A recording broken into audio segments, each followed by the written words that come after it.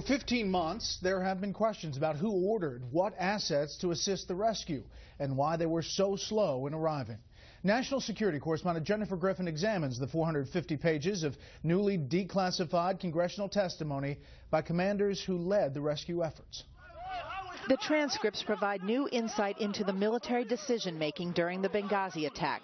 In particular, for the first time, General Carter Ham, then head of AFRICOM, who led the U.S. military response, explains in sworn testimony what he had available to him and debunks widespread speculation that he was removed from overseeing the military operation because he wanted to do more militarily that night than he was allowed to by his superiors or the White House. Chairman of the House Armed Services Committee, Buck McKeon, did the questioning. Quote, "I heard that you had made the statement that you were prepared to go to their aid and somebody told you no and you said we are going anyway. Is that all some supposition that comes from some reporter?"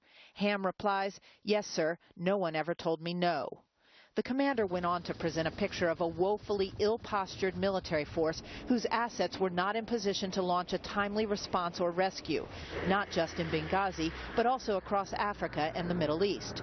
No attack aircraft were placed on high alert on September 11th. Fighter jets were unarmed and air refuelers were 10 hours away in Great Britain. They did what they could with what they had.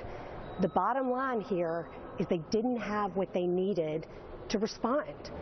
U.S. AFRICOM commanders were aware of a deteriorating security situation in Libya and offered a detachment of Marines to the Libyan embassy following a visit to Libya in December 2011 by then Defense Secretary Leon Panetta. The offer was rejected by the State Department, and there were no Marines in Libya on the night of the attack.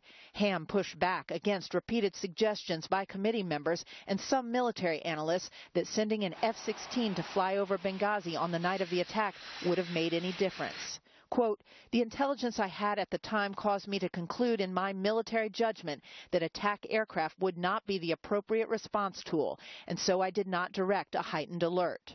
Congressman Jason Chaffetz scolded Ham for not sending the C-17 rescue plane from Germany for the wounded until 2:15 p.m. the next day.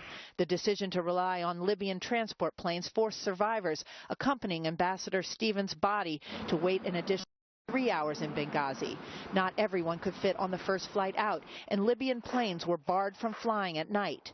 Author Linda Robinson says special operations hands were tied when Ambassador Stevens decided not to base more uniformed military personnel in Libya. Even our most specialized and elite warriors simply can't sprout wings and fly at supersonic speed. So there have to be provisions made in advance to respond to crises. Perhaps the most vexing question for committee members was the decision to make the fast team of Marines sent as a quick reaction force from Spain to deplane and change out of their uniforms, delaying their response time by more than an hour.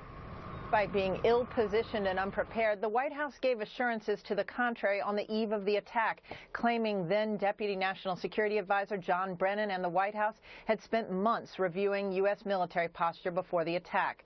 My colleague James Rosen will have more on that tomorrow. Brett?